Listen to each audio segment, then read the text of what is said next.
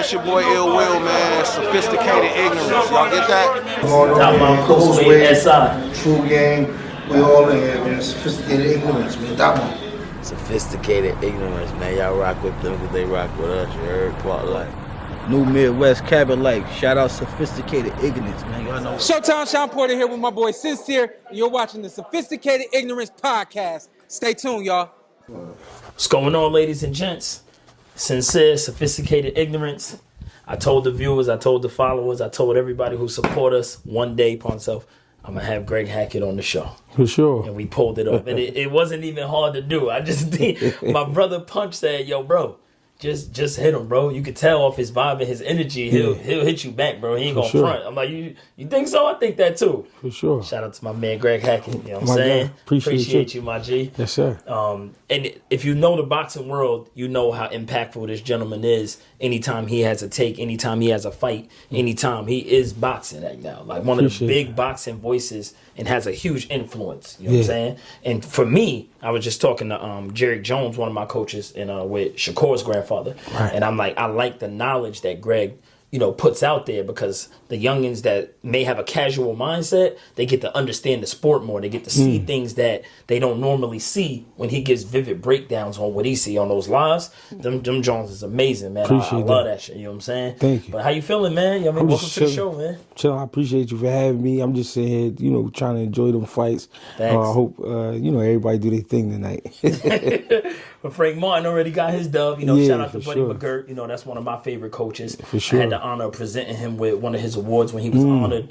And, that's one of my favorite coaches from childhood. So shout out to Buddy McGirt. Shout out to Frank Martin, man. Yeah, I like Buddy. You from a fighting city. For sure. Philadelphia is known for boxing. You know what I mean? Rap, hip hop, and boxing. That's like two of the, from an outsider from New York, y'all like embrace that culture. Y'all are that. Yeah. So how did you get into boxing?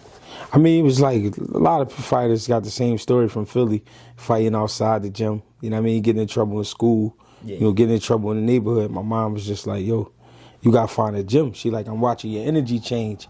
Like, you got to find a gym. Because when I was real young, like meaning like between the ages of 5 and 8, I used to be like, why people want to fight?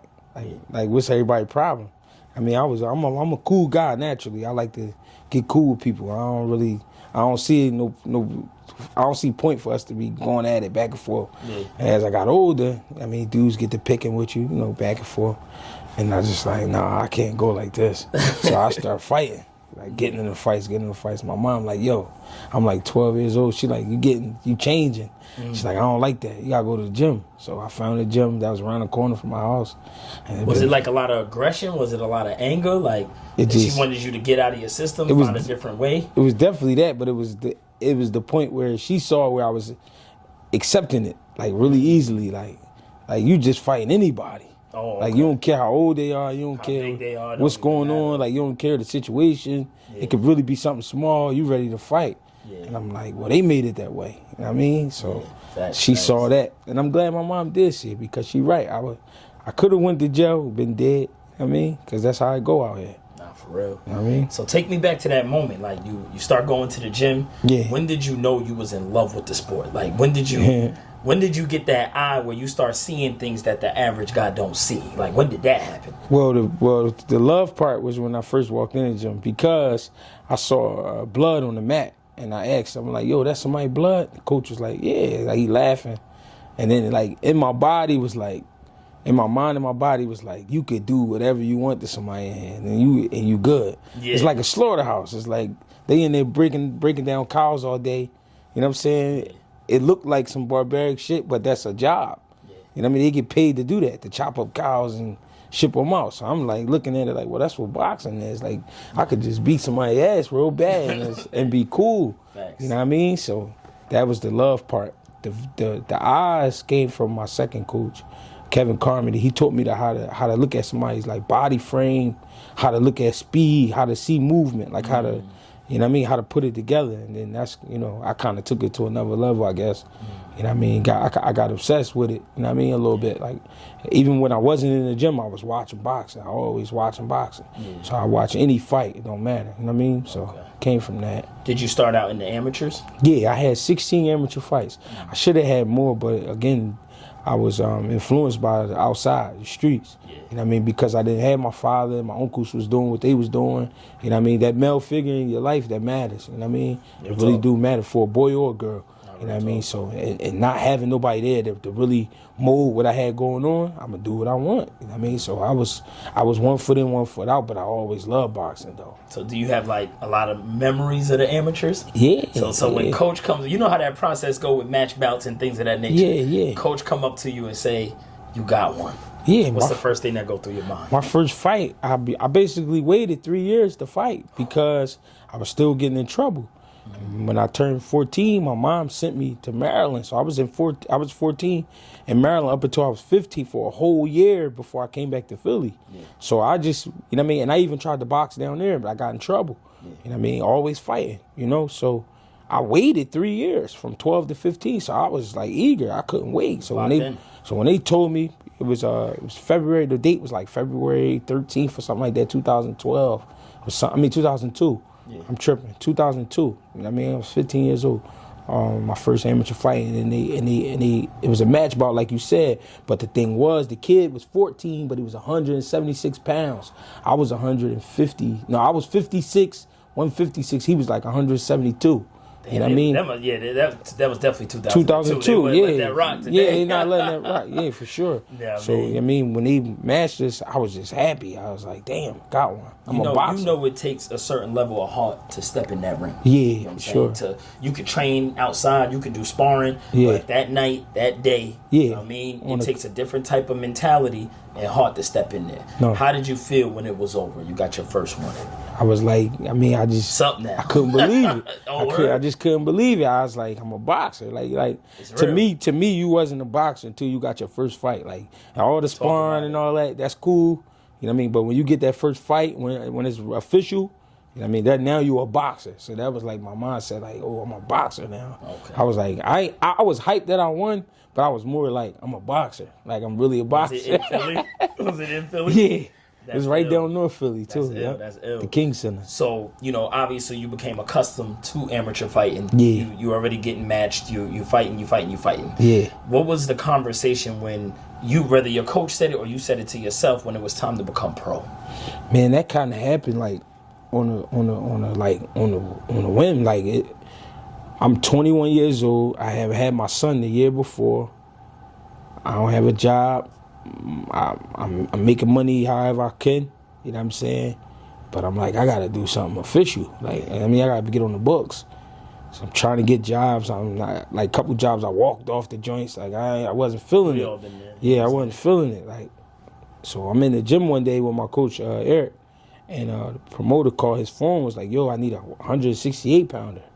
And I'm like 182 at the time. I'm just getting my weight down. I'm not even really thinking about fighting just yet. I'm just like, I'm gonna get in shape and then get down. Get in shape would be me walking around like 160. What made you start turning on the camera and giving your ideology of the sport to the world? Like, what made you do that? They made me do that. Mill from YSM and my man Chris, he got a joint called Hot Takes on YouTube. Yeah. But they both real savvy with the cameras and all that. Yeah. And they was like, yo, G, like, start talking about boxing. It's easy. And you're going to get paid. I'm like, what are you talking about? Like, I talk about boxing all day. They're like, yeah, but do it for yourself. Like, record yourself. I'm like, that's kind of silly. But I thought back. I actually used to, I started my channel for real in 2011.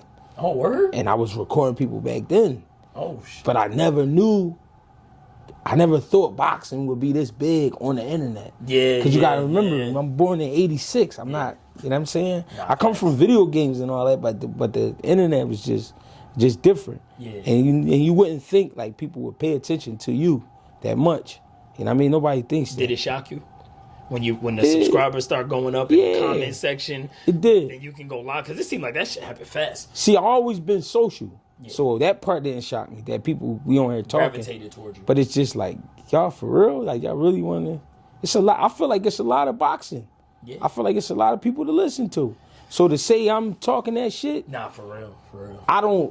I'm saying it, so I don't hear it. But that's true. I'm going to tell you from the outside looking in, it's like, there was like this truth serum that was in the verbal of sport, of boxing, when I grew up on it. So when you kind of hear people start getting relationships, people start hanging out with people, and then you start hearing the talk kind of change. Yeah. Your shit is just always thorough. I'm like, yo, Greg gonna keep it 100, bro. Like that's one thing I respect about him. Like, even when you go back and break down like the older fights, you know what I'm saying? Like, even you bringing what's son name? You brought him the Philly cheesesteak when he came to fight Bulls. I brought him a cheesesteak and some curly fries. Cody Crawley. Cody Crawley. I mean, that's the uncles I grew up around. Like, that's how they carried it with the sport of boxing. If somebody was coming to their city. So it's like, that's just me telling you, like, nah, that shit is real, bro. Like, turn that TV on every time you drop. Boom. Like me, I don't watch a lot of interviews and shows. Like, I'm learning about these guys as I'm getting on there. So a lot of the names that would like Showbiz and all them dudes, I'm finding out about them as I'm getting into the YouTube myself. I didn't know. So I'm like, this the shit people be watching. I'm like, oh. Like, all right, I get it. I'm more relatable to how you deliver it, but it is room for everybody. And that's how I see it. That's what makes me appreciate what you do more. You know what I mean? Sometimes I'll check out a Showbiz, you know what I mean? I'll listen. Sometimes I'll check out, what's son name? Fanon. I'll check out him. I'll check out different people. But I always end up back on your channel. Like, I just need to hear that real shit. But this is why I bring them up. I like them dudes, right? And I like how they do the setup. And I be like, my shit don't look like that. Like, why they want to look at my shit? Like, you know what I mean? Bro. It don't matter. And that's what Mill and them was telling me. My man Chris said, he said, you can talk about boxing in the alleyway. People gonna watch it, bro. Nah, facts. And I'm like, all right, whatever. I'm like, let's try it. So I just started doing it. So how do you feel? You know the sport that you grew up on. How do you feel about boxing today in comparison to how it was when you came up? Everybody's a smart guy. Everybody think they know the business. It's one thing I know you can't deny, right? Is if you get in there and you put on every time. If you go in there and you handle business, nobody could take away what you're trying to get. And this is what I'm saying, right? A lot of these dudes is like, I'm the guy, I'm the cash. How? You don't have that list of guys. Based off what? You haven't beat those guys that we know are real guys to say that you are the guy. Now, it's a guy boots, right? They go at him all the time. And he from my city. They feel like I be biased. But this is the thing. I witnessed what he do to people. Names and all, I can only right? imagine what you be seeing in the right? So when he don't get the fights, I'm not surprised. I'm seeing what he do in the playground. In the playground, he torturing people. So he's not even going to dare try to get him on TV and have him do that to you. How? You know what I mean? So they're going to try to give him a hard time. And that's what I don't like about boxing now. So many people can duck and hide and be like, oh, he ain't a big name yet, or he ain't making the money, or I'm the A side. And this, come on, bro. You know how we grew up in the sport when, whether the coach say, yo, y'all sparring today, it's a no-brainer. Boom, put on my gear, put my shit on. I'm in it. What's up? What we doing? You know what I'm saying? I'm working on my shit. You working on your shit. You know what I'm saying? How much of it is the fighter is ducking, or is he being advised by promoters and getting introduced to the business side with influencing? Because now I'm being around some pros, I'm starting to see behind the scenes, and I'm hearing the way certain promoters are talking, and I'm like, wow, like it's all the above. And the reason I say that, the business, the guys that's running the business, the promoters and all of that, and the advisors, everybody that's handling the business, they do have say-so, because they know where the money go. The fighters, y'all got to say-so because you the guy fighting. That should trump what he's saying. I want to fight him. I don't care about what y'all talking about. I want to fight him. I'm stuck on him right now because I feel like he, whatever, me and him should do it. They don't talk like that no more. It's like picking in. The business guy say to the fighter, that fight you'll only make 1.5, but this one you'll make 4. So he's like, you know what? That's right. That guy's not big enough to fight me. All right, where you get that I from? feel like you're supposed to know when it's time. Even if you got your matchups where, all right, you fought him, the bread was there, it made sense. You know when it's time when you look across the room and you just use it's me and you. You know what I'm saying? Tarver and Roy. You know what I mean? Zab and Mayweather. Floyd and Diego. You know what I'm saying? But see how we can talk about those fights? Because they wanted to fight. These dudes don't want to fight. They'll fight you, but it's like, how much am I getting? Back then, dudes, hey, listen, this is what you making. All right, but let's get it, get him man. in the ring. Because I got to get him out the way. Because if I beat him, I know I'm going to the next level. Yeah. You know what I'm saying? They not thinking like that now. They thinking like every fight is their last fight. And they trying to carry it like the whole world watching. When really nobody paying attention because y'all taking too long. Y'all bitching. I got respect for fighters. I never like to tell fighters that they scared. Unless I seen you in the gym and seen that look in your eye. No, and for I'll be sure. like, all right, now I saw that. Like, I For seen sure. that. I know that look. For sure. So I don't like to disrespect no fighters. But I was genuinely hurt Yeah.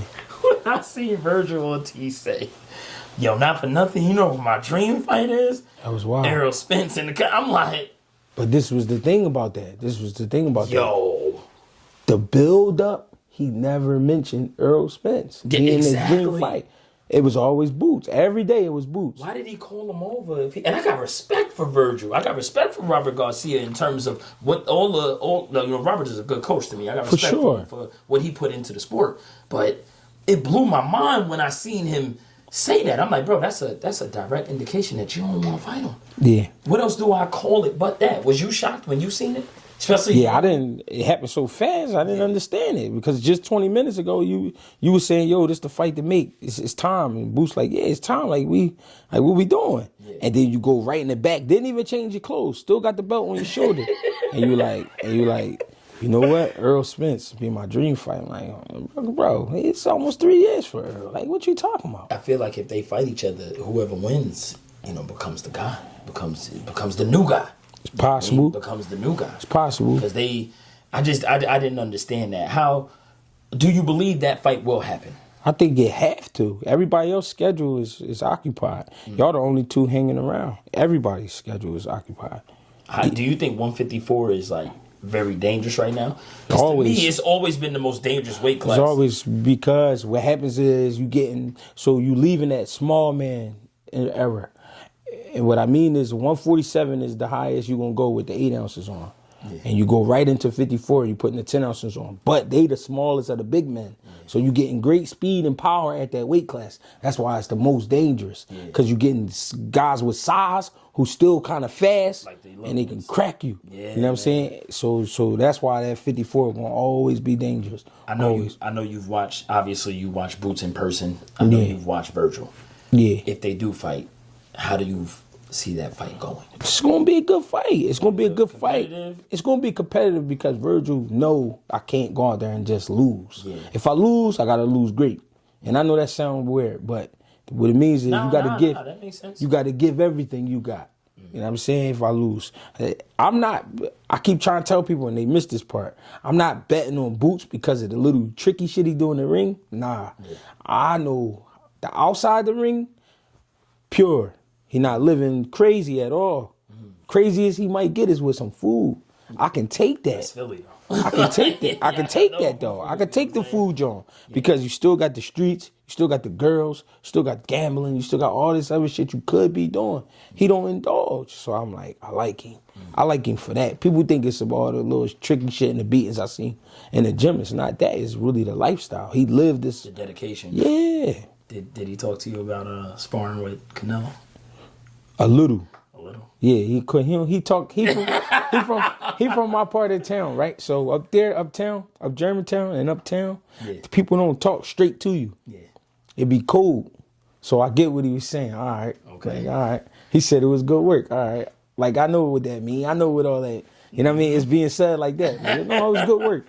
No, good work. I'm like, did you hear about it beforehand? Did you talk to his brothers? I heard a little shit. Yeah, I heard a little shit. What did you think when you found out he was going up there? Nah, honestly though, at first I was mad. I'm like, nah, man. But then I had to think. I'm like, you about to fight at 54. You going up. And you want to make sure you seeing something different. After thinking about it, it wasn't even the Canelo sparring. It was that he got out of the gym and sparred. They haven't moved him outside of the gym in years. Yeah. Like wherever he makes his home base, is home base. They've been to different gyms. Like they've been training at different gyms throughout the city. Yeah. But if it's home, then it's home. So whenever they spar, it's gonna be right there. So for him to make that move, go all the way to Cali, and you boxing Canelo, your pop stay home, your brother go with you, and a couple folks, and it's like, all right, he opening up, he's spreading his wings a little bit. That part was more important than anything. than him going out there and learning with Canelo. You know what I mean? With Boots just getting to 154, shouldn't the other fighters be eager to knock him off? Nah, they shouldn't be, cause they see what come with it. that's like you had a gun for a while. I had this gun for a while. Somebody bring some new big shit out. You like, oh man, like you ain't trying to go right at it. Trying to catch him you trying to learn like, what it. Yeah, but you gotta learn what it is. Yeah, I feel you. I don't know how that joint work. I was shocked that I would have thought Thurman would have tried to jump on him. Nah, Thurman lifelining too. You know what I'm saying? Yeah, I know. He's stretching it out though. He doing good. That's why I thought he would have tried to use the experience. See, this what it to get is. him. See, this what it is. It's not just a fight. It's a war. Yeah. You fuck with Boots, you fucking with a war. Because his activity is like a 35-pounder. Yeah. You know what I'm saying? So you got to be really in there rumbling. You know what I mean? Except it's a bigger man. He punching harder. You know what I mean? So it's like, I got to fight this shit all night. Then if I hit him, he don't really care. He get hit and he keep going. He not the guy that step back and be like, oh shit, I got hit. What do I? No, he activated. Right. So it's like, after watching it over and over, it's like, fuck, I got to get in the war. To me, he looks, and you know, obviously I've seen his brothers fight. So you see the influence. You see Philly fighters are very slick. You know, they'll trade with you at any given time. Like it's very fundamentally sound though. Yeah. Some explosives, some straight up and down fundamentals. Yeah. Some guys walk you down. Like Philly got a lot of versatile fighters. You see different. It's not one thing. You know what I mean, you can look at B-Hop, you look at Frazier, you look at Danny from generations. You know what I mean? I love Philly fighters. You know what I'm saying? I grew up on Philly fighters. Like when you see Boots, like a lot of people compare him to Roy. Mm-hmm. Do you see a fundamentally sound Roy? Yeah, he way sharper than Roy. I think that. I was never a big Roy guy. No disrespect. Legend. Respect him. Love him. Explosive. One of the greatest boxing athletes of all time. But my OG always told me, like, when his athleticism slow down, he gonna start getting dropped. Yeah. And I mean, barbershop was like, you crazy. That ain't never gonna happen to Roy. Yeah. And then. Well, yeah, you can't say never. You know what I mean? But Roy, I could see why. Because he's so different. Yeah, he is. And that's what Roy was. Roy wasn't a 90s fighter. He wasn't an early 2000s fighter. He was something different. He's athletically gifted. Yeah, he was just doing shit that you only could do in your mind. He was doing in the ring. He had the confidence to do it too. Yeah, and the build, I could see with, I mean, to me, Roy was more muscular than Boots, though. To me. At 160 or? At 54. Like when he came out, even when Roy looked like he was more muscular than Boots is. I mean, but I think Boots is just sharper. Yeah. A lot sharper than Roy. You know what I'm saying? And defense is definitely better. It's not even close. Does Bud and Jerron possibly happen? Or you don't see it happen? I don't think guys want to. Listen, Bud did enough to be like, yo, I put in some work. He did. Yeah. And a lot of these guys, see, the problem is now in boxing, if you don't have a name, then people don't respect your skill set. He been in there. Weird to me. Yeah, he been in there with some real dudes, and he beat them, knocked them out too. Yeah. It's a lot of work he put in. I didn't do all that to get to the big bucks, and damn near I gotta go to war again. Like everybody trying to figure out a loophole. Like, how could I just make this an easier fight? And with Boots, you're not getting the easy fight, so you're not gonna see him and Bud. Okay. Bud not gonna do nothing that make him look bad.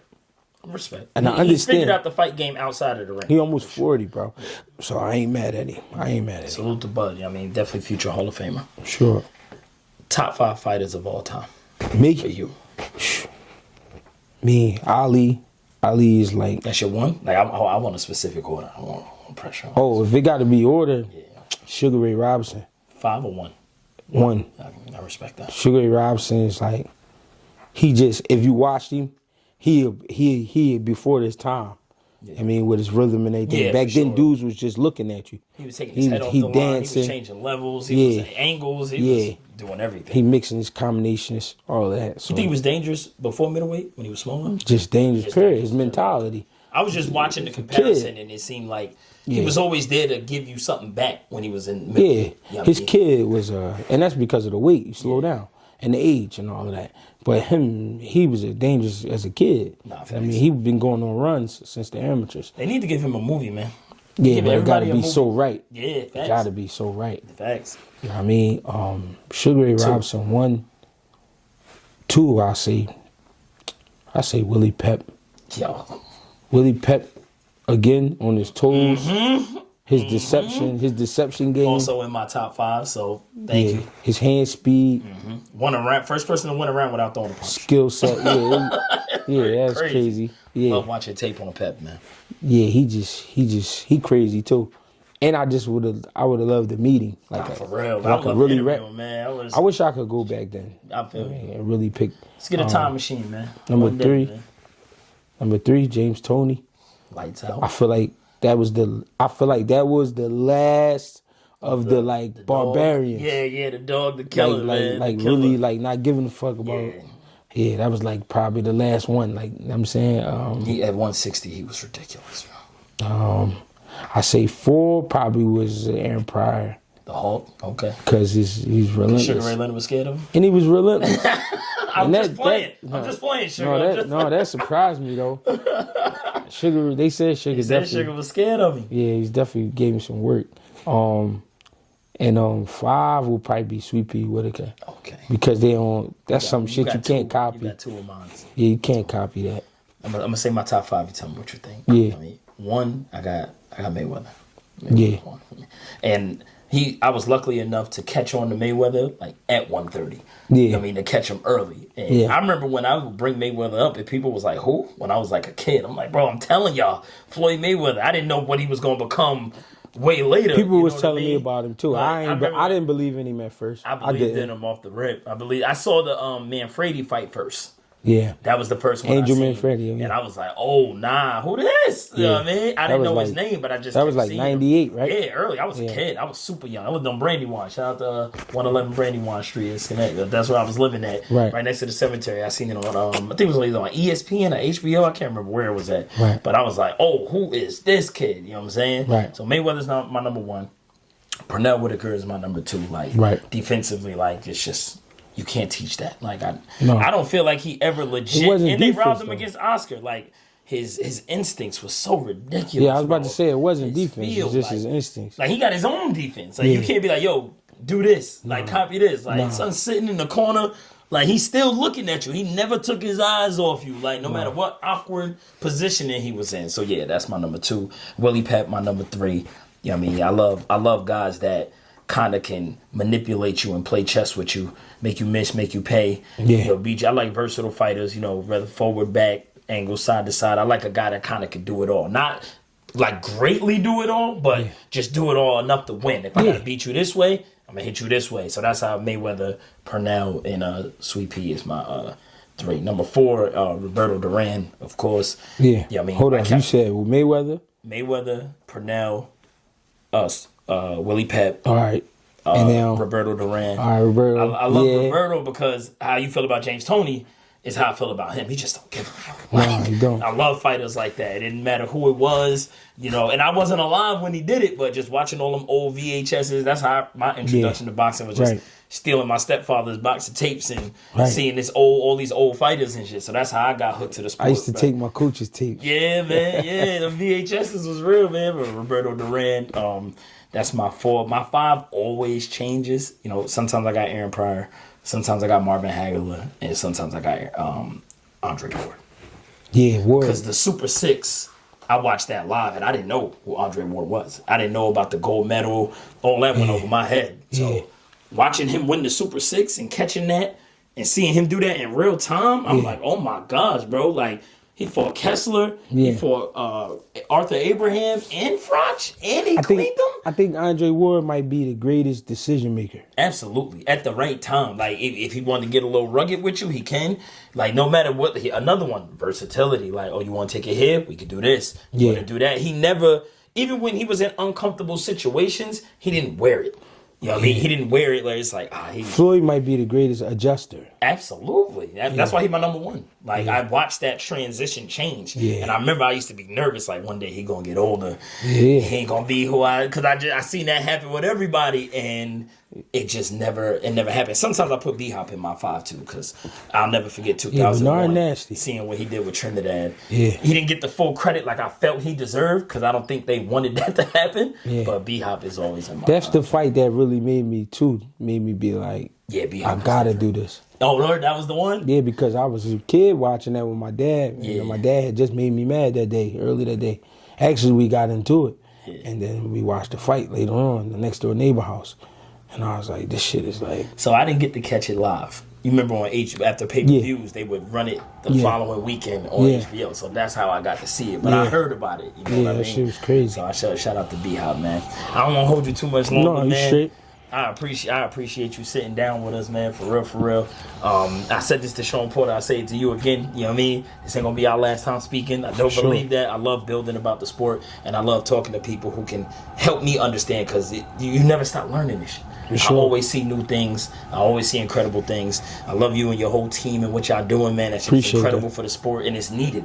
I know y'all just doing what y'all do, but it's really, really needed for the sport, because I don't want to see the sport, disappear or fade out or no longer be a thing. And people don't know, realistically, that can happen. You know what I mean? So, keep being that boxing voice and holding down Philly and holding down the sport in general, man. For sure. I mean, even when you don't feel like doing it, just know it's somebody out there watching that you inspire, bro. They love you at my gym. And that do help. Tell them I said what's up. I got you, man. I will FaceTime. I'm going to try. You know what I mean? I appreciate you, though, man. Appreciate you. That's love, Jace. For real. Yeah. What we doing, Haj? Yeah. These niggas inside the gun line. Back in effect with it. Dot Mob, CWR. Like Dot Mob is like totally hot. That NJ bullshit. I'm on it, nigga. These niggas got me fucked up, man. Yeah. I said, check. I've been patiently waiting for a rapper to bomb on, ride on, thinking we some niggas to slide on. I'm a diamond in the rough, you niggas is rhinestones. Talking crazy, now I'm a Down Jones. Funny niggas think it's a game until we beat the goofy out 'em. Try and shoot a video until we make a movie out 'em. Yeah, we uncontrollable. On sight, we folding you. Oh, you a pimp? No wonder why we see the hole in you. Thinking that we think you get busy, man, stop, punk. Cause the nigga that punched you ain't go to his shop once. So stop frontin', we know that you straight, bitch. You wasn't on Rex Block, 112 and St. Nick. I'll pull up in. Yeah, it's poppin', nigga. Fuck it is, nigga. Assassin. It's from my motherfucking state, man. Let us the fuck in. Game's over, nigga. Nigga, I'm from Jersey. It's poppin'. Where shit can get real critical. Yeah. When it's beef, it won't be political. Nah. Nigga, I'm from Jersey. Yeah. Where most niggas is starving for the right price to run in your apartment. Nigga, I'm from Jersey. Where niggas is flipping packs. You know where they get it at? In front of the chicken shack. I'm from Jersey. Where niggas and bitches is real grimy. Facts. If you ain't on point, you'll be a body. Nigga, I'm from a state.